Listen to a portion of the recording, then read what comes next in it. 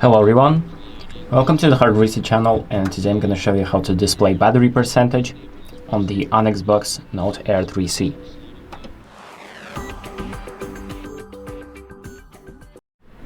So if you want the battery percentage to be displayed like I do, like I have right here, so 34%, what you can do is go to settings by pressing on the bottom left settings icon.